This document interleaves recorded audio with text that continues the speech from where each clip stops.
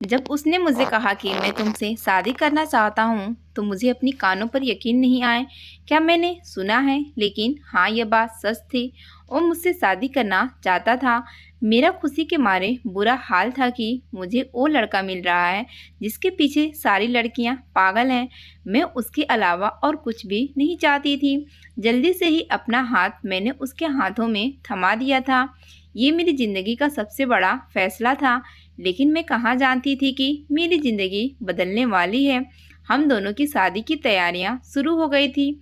हर लड़की ही मुझे अब जलन की निगाह से देख रही थी, पर मुझे इसकी परवाह नहीं थी क्योंकि मैंने जो चाहा था वो पा लिया था। मैं जानती थी कि मेरी शादी अब आशीष से ही होगी। आशीष ने मुझसे प्यार किया था।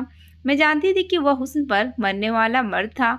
मर्द को औरत की खूबसूरती काफ़ी भाती है और मैं भला की खूबसूरत। कोई भी मर्द मुझे देख लेता तो वो दूसरी तरफ जरूर मुझ पर अपनी नज़र जमाना चाहता। आशीष का भी यही हाल था। मैंने भी कोई कसर नहीं छोड़ी थी। अंदर से मैं बहुत डरी होती थी कि मैं जो कर रही हूँ वो बहुत गलत है, लेकिन मैं क्या करती जब किस्मत में दौलत न लिखी हो तो अपनी खूबसूरती के तीर चलाने ही पड़ते हैं। इसलिए अब मैं अपनी खूबसूरती से मैंने उसका दिल जीत लिया था। आशीष मेरे लिए इतना बेकरार था कि वो मुझसे बार बार मिलने की बात करता था। मैं उसे यही कहती थी कि अभी थोड़ा सब्र कर लो, मुझे तुम्हारे पास ही आना है। इस पर वह कहता कि तुम मेरी ही अमानत हो, अगर तुम पहले मेरे पास आ जाओगी तो इसमें कोई हर्ज तो नहीं है। लेकिन मैं दिल में यही सोचती थी कि अगर मैंने उसे फंसाया है तो इसका ये मतलब नहीं कि मैं उसके इशारों पर नाचूंगी और ये गलत काम कर बैठूंगी। इसलिए मैंने पूरा पक्का कर लिया था कि मैं शादी से पहले उसके पास कभी नहीं जाऊंगी।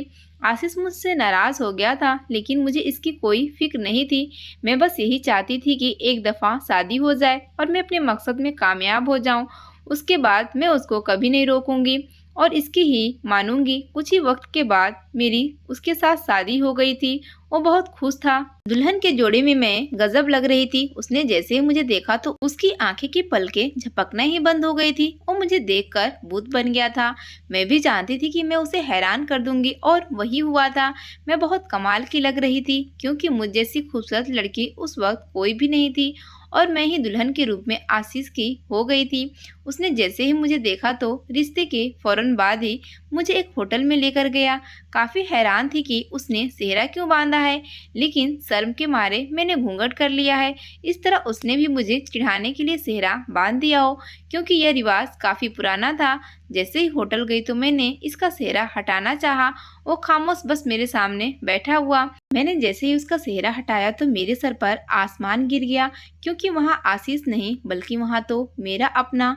सुबह के 8 बज रहे थे जब मैं शीशे के सामने खड़ी अपने सुनहरे बाल बना रही थी और साथ साथ अपने हुस्न को सराह रही थी। मेरी ये खूबसूरती ही मेरा बहुत बड़ा हथियार थी जिससे मैं किसी को भी मार सकती थी। मुझे बहुत नाज था। मेरा नाम ऐश्वर्या है। मैं एक छोटे से घर में रहती हूँ। मेरे पापा ही बस मेरे साथ थे, जो कि मुझसे काफ़ी प्यार करते थे। पापा बहुत ही अच्छे स्वभाव के थे, इसलिए मैं जब घर से निकलती थी तो बहुत ही अच्छे तरीके के कपड़े पहनकर निकलती। लेकिन आज की रात तो मेरा मकसद ही कुछ और था, तो मैंने जल्दी से ही अपने बाल बनाए और अपने गुलाबी होठों को लाल रंग की लिपस्टिक में छुपा ली, जो मुझ पर काफ़ी जच रही। पापा की आवाज़ आई कि ऐश्वर्या बेटा, क्या कर रही हो? जल्दी करो, आज तुम्हारे जॉब का पहला दिन है। उनकी बात सुनकर तो मेरे चेहरे पर मुस्कुराहट आ गई थी, क्योंकि आज मेरी जॉब का पहला दिन था। मैंने जल्दी से खुद को एक नज़र देखा था। मैं बहुत हसीन लग रही थी। मुझ पर सुर्ख रंग का रेशमी कपड़ा काफ़ी जच रहा था। मैंने जल्दी से ही एक मुंह पर दुपट्टा बांध ली। पापा ने जैसे ही मुझे देखा कि मैं दुपट्टे में हूँ तो खुश होकर मेरे सर पर हाथ फेरने लगे कि बेटी, भगवान तुझे ऐसे ही रखे। मेरा वजूद शर्म से पानी पानी हो गया था। उनकी दुआएं अपने साथ लिए मैं घर से निकल गई थी। जैसे ही गली में पहुंची तो जल्दी से ही दुपट्टा खोल गली के नुक्कड़ में मंजीत मुझे देख रहा था, जो कि रोज ही चक्कर लगाता था। मुझे देखकर वो भी अपनी नज़र हटा नहीं पाया और मेरे पास इतना वक्त नहीं था कि मैंने जल्दी से ही अपना दुपट्टा गले में डाला और पैदल चलती रही। लेकिन मैं इतनी सख्त तो थी नहीं कि किसी भी इंसान की मुझे छेड़ने की हिम्मत ना होती। मैं जल्दी से अब इस बिल्डिंग के सामने खड़ी थी। मैंने अपनी मेहनत के बलबूते पर ही ये जॉब हासिल की थी। भगवान का आशीर्वाद था मुझ पर, इसलिए मुझे काफ़ी अच्छी जॉब मिली थी। लेकिन मैं और लड़कियों से अलग थी, मगर बाकी लड़कियों के साथ मेरा कोई माजरा नहीं था। मैंने जैसे ही इधर-उधर देखा तो काफ़ी अजीब-अजीब लड़कियां मेरे आसपास नजर आई थी, जो कि बहुत ही मॉडर्न थी। मैं तो खुद को कुछ भी नहीं समझ रही थी। वो लड़कियां तो अलग ही मुकाम रखती थी। मैं जैसे ही ऊपर पहुंची तो अचानक ही एक लड़की आई और मुझे अजीब नजरों से देखते हुए कहने लगी कि बॉस तुम्हें बुला रहे हैं।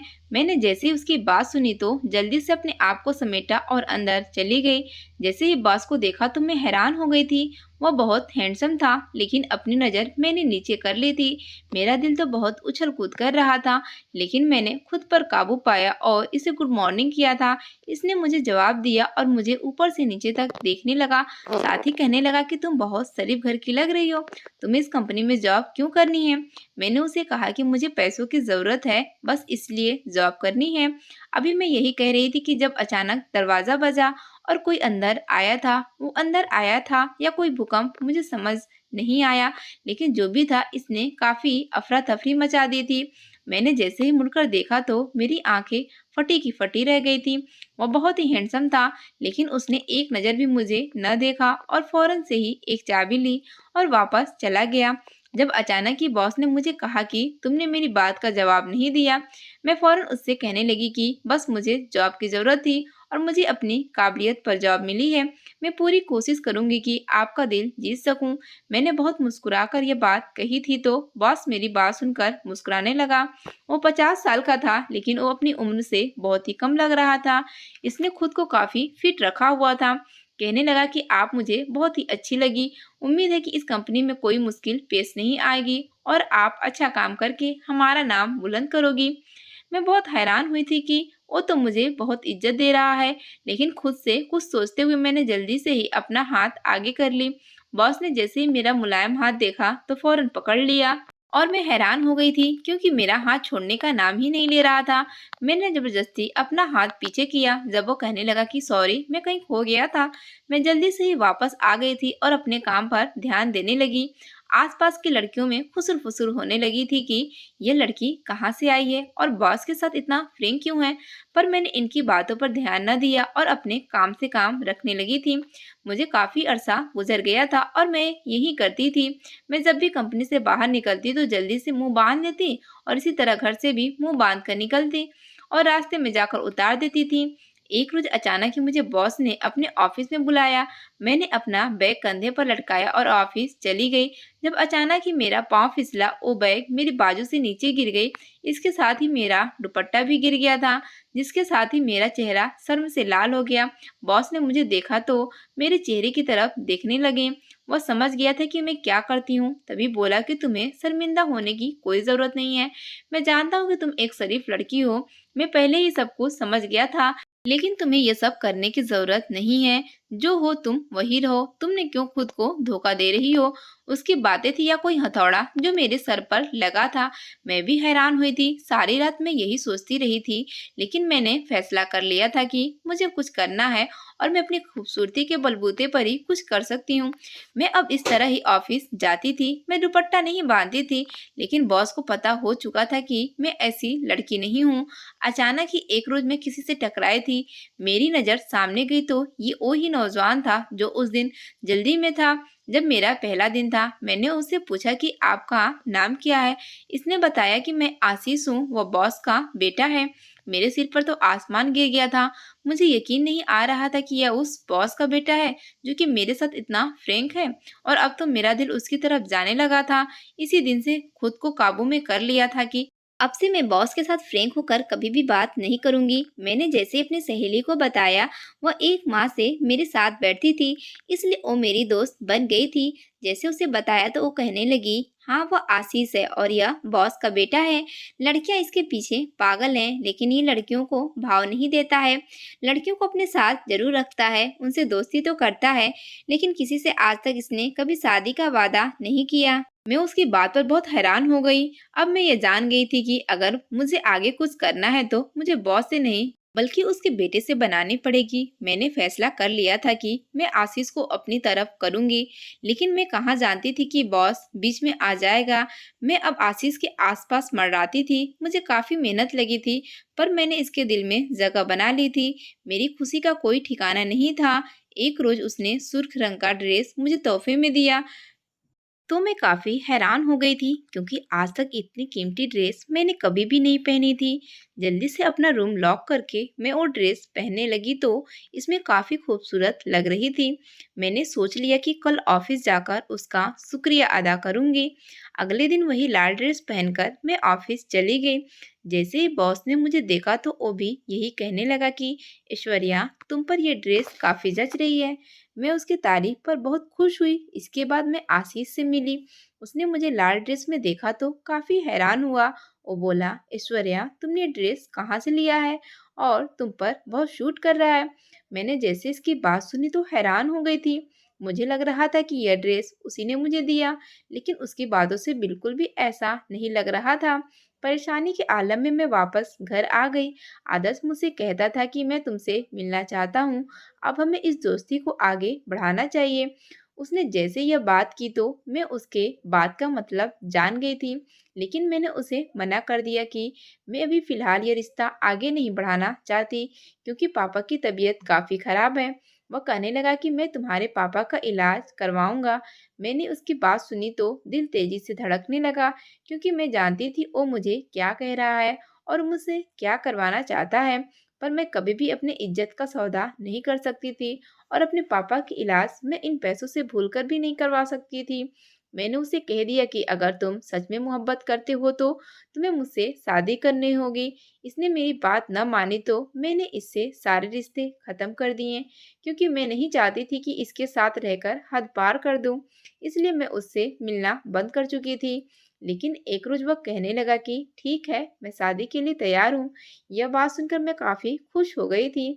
मेरा तीर सही निशाने पर लगा था। इसने अपने बाप यानी बॉस को बता दिया था कि मुझे इससे कोई इशू नहीं है कि वह बॉस का बेटा है। एक रोज आशीष कहने लगा कि मेरे पापा तुमसे बात करना चाहते हैं। मैंने उसे कहा कि ठीक है, मैं उनसे बात करने के लिए तैयार हूँ। इसने हमारी मीटिंग रख दी थी। हम दोनों एक ही कैफे में चले गए थे। बॉस ने जैसे ही मुझे देखा कहने लगा, ऐश्वर्या, तुम ऐसे कैसे कर सकती हो। मैंने जैसे उसकी बात सुनी तो काफी हैरान हुई और कहने लगी कि आप कैसी बातें कर रहे हैं, मैंने ऐसा क्या किया है। ये तो आशीष है जो मुझसे शादी करना चाहता। बॉस कहने लगा कि ऐश्वर्या, देखो, तुम बहुत शरीफ लड़की हो, तुम मेरे बेटे के लायक नहीं हो। मेरा बेटा काफी शैतान है, वो इंसान नहीं है, इसलिए बेहतर यही है कि तुम इसके रास्ते से दूर हो जाओ। मैंने उसकी बात सुनी तो इसे कह दिया कि मैं आशीष से मोहब्बत करती हूँ और वो मुझे कबूल है। वो कहने लगा कि ठीक है, अगर तुम यही चाहती हो तो मैं इसी वक्त तुम्हें अपनी कंपनी से निकाल देता हूँ। मैं तुम लोगों की शादी में भी शामिल नहीं होऊंगा। मैंने उसकी बात सुनी तो काफी हैरान हो गई, पर जान ना सकी आशीष आखिर ऐसा क्या करता है कि बॉस उसकी शादी के लिए तैयार नहीं। मैं काफी कंफ्यूज हो गई थी। एक रोज मैंने अपनी सहेली से पूछा तो बताने लगी कि आशीष की दोस्ती बहुत सी लड़कियों के साथ है और बॉस को यह बिल्कुल भी पसंद नहीं है। इसलिए वह कह रहा है कि तुम इसके बेटे से शादी न करो क्योंकि तुम इसे बहुत शरीफ लगती हो। जैसे यह बात सुनी तो यह बात मुझे काफ़ी फिजूल लगी। मैं इस बात की वजह से आशीष से दूर नहीं जा सकती थी। इसलिए मैंने फैसला कर लिया था कि मैं हर हाल में उससे शादी करूंगी। ये बात सच थी कि आदर्श की दोस्ती बहुत सी लड़कियों के साथ थी। मैं जब भी उससे बात करती तो कोई ना कोई लड़की इसकी दोस्त के नाते इसके साथ बैठी हुई थी और वो मुझसे यही कहता कि बस मैं तो सिर्फ दोस्त की हद तक ही लड़कियों के साथ रहता हूँ और तुम तो मेरी होने वाली बीवी ही हो और तुम्हारा अलग मुकाम होगा। शादी के दिन करीब आ गए थे। आशीष अब भी मुझसे मिलने को बोलता था कि तुम एक दिन के लिए मेरे पास आ जाओ और मेरे पास रहो, लेकिन मैं उसे इनकार कर देती क्योंकि मैं जानती थी कि इसकी क्या नीयत है। मैं बस शादी का इंतजार कर रही थी क्योंकि शादी के बाद इसके साथ एक बंधन में बन जाऊंगी और फिर बीवी की हैसियत के साथ इसके साथ रहूंगी। मैंने बहुत सब्र किया था, लेकिन आशीष काफी उत्सुक था। पर जैसे शादी का दिन करीब आया तो इसने मुझे नजरअंदाज करना शुरू कर दिया। मैंने जैसे उसे मैसेज किया कि ये क्या हरकत है, तो कहने लगा, जिस तरह शादी के वक्त दुल्हन दूल्हे से मुंह छिपाती है, इसी तरह यह भी रस्म है, दूल्हे दुल्हन से अपना चेहरा छुपाए। इसकी यह रस्म मुझे समझ न आई। वह जैसे ही दूल्हा बना तो इसने अपने चेहरे पर सेहरा सजाया हुआ था। चेहरा बिल्कुल भी नजर नहीं आ रहा था। हमारा शादी हो गया था। मैं भी बहुत खुश थी और मैं चाहती थी कि मैं आशीष को खुश रखूं, लेकिन उसका चेहरा तो छुपा हुआ था। वो मुझे एक होटल में लेकर गया था। अभी भी इसने अपना चेहरा छुपाया हुआ था। रूम में गई तो जल्दी से ही उसके चेहरे से सेहरा हटा दिया था, लेकिन सामने मेरी नज़र जब बॉस पर पड़ी तो मेरे चेहरे का रंग फीका पड़ गया। मैं एक ही जगह पर सुन्न हो गई थी। मुझे यकीन नहीं आ रहा था कि मेरा जिसे शादी हुआ है वो आदर्श नहीं बल्कि उसका बाप यानी कि मेरा बॉस है। इतना बड़ा धोखा मिला था। मैंने एक ही झटके से अपनी बॉस को खींच कर थप्पड़ मारा और कहने लगी थी कि तुम्हारी हिम्मत कैसे हुई कि तुमने आशीष की जगह ले ली। मैं जानती थी कि तुम मेरे पीछे पड़े हो और तुमने आखिर यह गंदा काम कर ही दिया। शर्म नहीं आती? तुम अपने बेटे की उम्र की लड़की के साथ शादी कर चुके हो। तुम बहुत ही घटिया इंसान हो। तुमने मुझ पर गलत नजर रखी। अभी मैं इतना कह ही रही थी जब उसने मुझे धक्का दिया और मैं बिस्तर पर गिर गई थी। अजीब नजरों से मुझे देख रहा था। इससे पहले कि वो मेरे साथ कुछ करता, इसका मोबाइल बजने लगा था। मैंने सुख का सांस लिया था क्योंकि मैं जानती थी कि वह क्या करने वाला था। मुझे कहने लगा कि आज तो तुम बच गई, लेकिन ज्यादा देर तक तुम मुझसे बच नहीं सकोगी। साथ ही वह वहां से चला गया। उसने उस रूम का दरवाजा बंद कर दिया था। मैं तो यह भी नहीं जानती थी कि यह कौन सा होटल था, क्योंकि मैं इतनी खुश थी कि शादी के बाद मैंने होटल का नाम भी नहीं पढ़ा था। मोबाइल फोन देखने लगी थी, लेकिन मुझे याद आया कि मेरे पास तो मोबाइल ही नहीं था जो मैं आशीष को फ़ोन करती। मुझे उसका नंबर ज़ुबानी याद था, लेकिन उसका क्या फ़ायदा, मेरे पास तो कोई मोबाइल ही नहीं था। मैंने कमरे का दरवाज़ा बजाना शुरू कर दिया। इस होटल के कमरे में कोई फ़ोन भी नहीं था कि मैनेजमेंट को कॉल कर सकती। मैं काफ़ी बेबस हो गई थी। अचानक ही मुझे खिड़की दिखाई। मैंने जैसे ही खिड़की के नीचे से देखा तो ये बहुत ऊंचाई पर कमरा था। मैं छलांग भी नहीं लगा सकती थी। अचानक ही मुझे ख्याल आया और मैं खिड़की से उतरकर टेरेस की तरफ चली गई। मैंने दूसरे टेरेस पर आवाज लगाना शुरू कर दी कि कोई है। मैंने 3-4 दफा ये कहा जब अगले ही पल एक औरत वहां से आई। इसने मुझे देखा तो काफी परेशानी के आलम में मुझसे कहने लगी, क्या हुआ है लड़की, इतनी आवाज लगा रही हो, ये रात का वक्त है। जैसे उसने यह कहा तो मैं उसे कहने लगी कि मुझे आपकी मदद की जरूरत है। मुझे एक फोन चाहिए, मुझे किसी को कॉल करनी है। जब वो कहने लगी कि मैं तुम पर कैसे यकीन कर लूं, क्या पता ये तुम्हारा कोई प्लान हो और तुम कोई एजेंट हो, तो मेरे होश उड़ गए। मैंने इसे काफी यकीन दिलाया। इस औरत ने वो मोबाइल अपने ही पास रखा जबकि इसका स्पीकर ऑन कर दी। मैंने जैसे ही नंबर मिलाया तो इसने वो नंबर डायल कर दिया। जब दूसरी तरफ आशीष ने फोन उठाया तो उसे बोलने लगी कि आशीष प्लीज मेरी बात सुनना, मेरे साथ बहुत बड़ा धोखा हुआ है। दूसरी तरफ से वो कहने लगा कि तुमने अच्छा नहीं किया, तुमने मुझसे शादी से इनकार कर दिया। बाकी लड़कियों की तरह तुम भी मेरे सौतेले पापा के पास चली गई। मैंने जैसे उसकी बात सुनी तो मेरे पांव तले से जमीन निकल गई। मैंने फौरन ही उसे कहा कि नहीं आशीष, तुम गलत समझ रहे हो। तुम्हारे पापा ने मुझे धोखा दिया है। मैं नहीं जानती कि मेरी शादी उनसे कैसे हुआ है। मैं तो बस तुमसे शादी कर रही थी और अभी तक मैं इसी बात पर खुश थी कि मेरा शादी तुमसे हो गया। लेकिन जब मैंने तुम्हारे पापा के चेहरे से वह सेहरा हटाया तो यह देखकर हैरान हो गई थी कि तुम्हारी जगह वो है। उसने मेरी बात सुनी तो शुक्र है उसे मुझ पर यकीन आ गया था। मैंने इस औरत से होटल का नाम पूछा तो उसने होटल का नाम बता दिया। आशीष फौरन ही मेरे पास आ गया। उसने दरवाजा खुलवाकर मुझे आजाद कर दिया था। तब उसके गले लगकर फूट फूट कर रोने लगी थी। आशीष यकीन दिलाने लगा कि तुम फिक्र न करो, तुम आजाद हो। तुम्हारी शादी मेरे पापा से नहीं हुआ है। वो ऐसा ही करते हैं, उनका एक धंधा है और लड़कियों को फंसाते हैं, फिर नकली शादी करके उन्हें अपने साथ रखते हैं। तुम बच गई हो, तुम शुक्र करो। मैंने जैसे उसकी बात सुनी तो सुख का सांस लिया था और इसकी मिन्नतें करने लगी। आशीष, तुम ही मेरी इज्जत बचा सकती हो। मेरी बात सुनकर वो चुप हो गया था, जैसे वह ये सब नहीं करना चाहता। लेकिन इसकी क्या वजह थी कि वो मुझसे शादी नहीं करना चाहता था।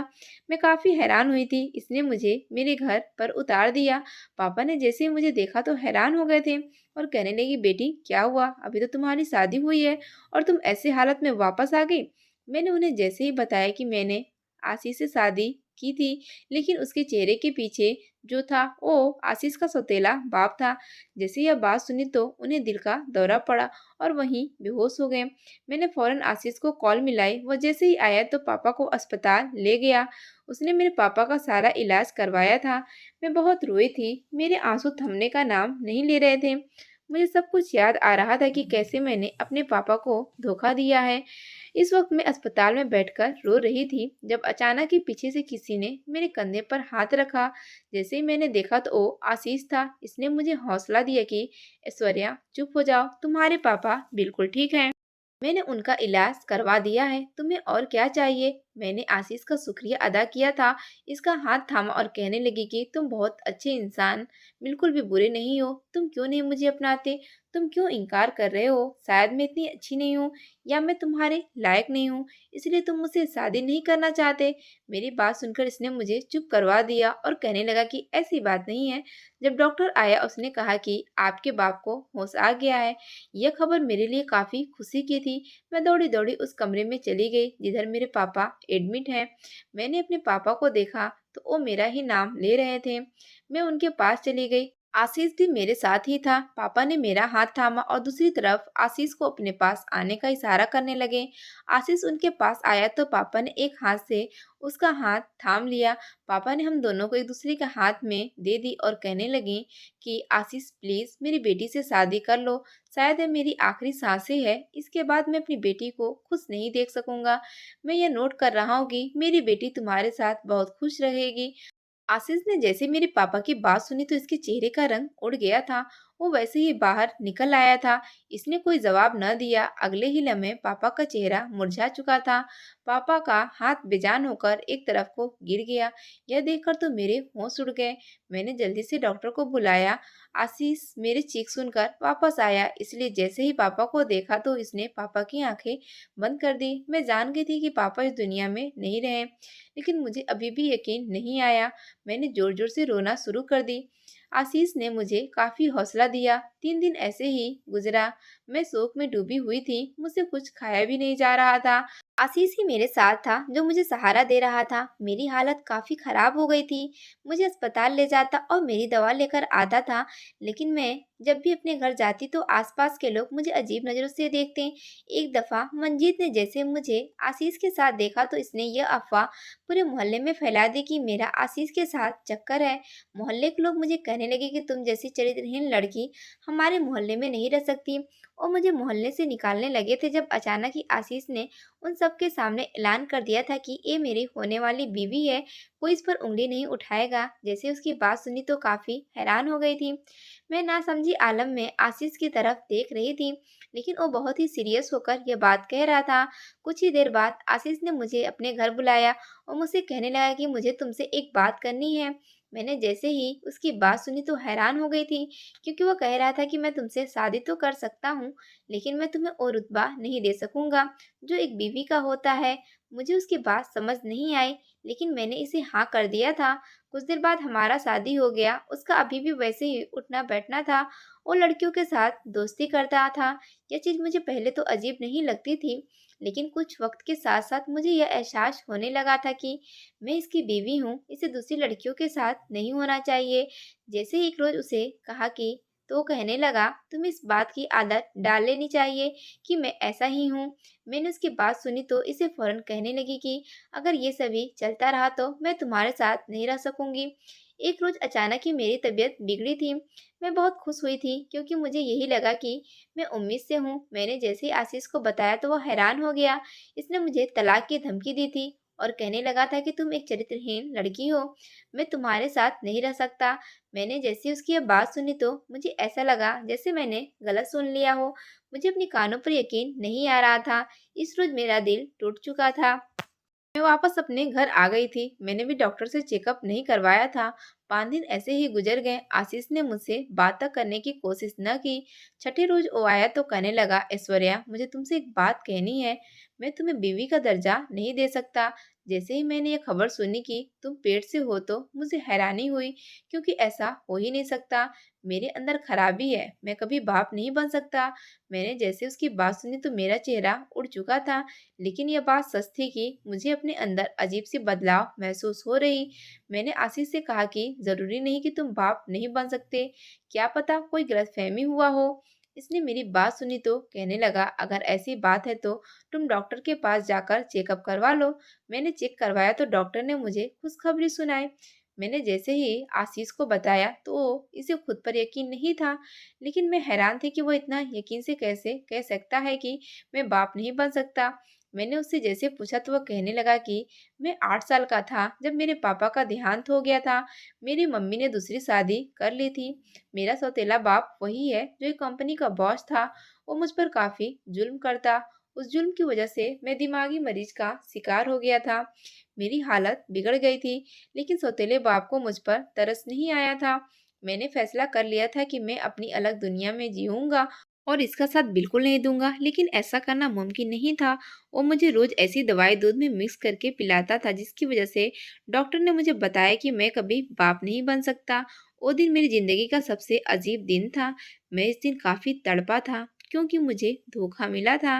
मैंने फैसला कर लिया था कि मैं अपने सौतेले बाप से दूर ही रहूँगा, लेकिन किस्मत को कुछ और ही मंजूर था। सौतेले बाप के पास मेरे सगे बाप के शेयर थे, वो मुझे चाहिए थे, इसलिए मैं इसके साथ रहता था।